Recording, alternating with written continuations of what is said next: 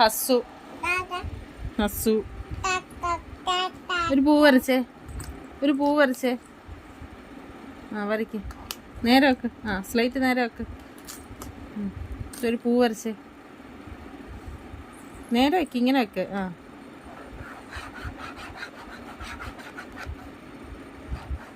പൂവാണ്. ഇങ്ങനെ തുടയ്ക്കുന്നത് എങ്ങനെ?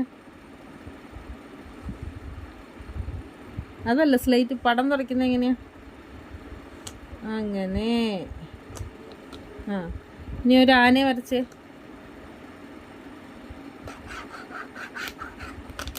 വാവ്, സൂപ്പറാണ് കേട്ടാ.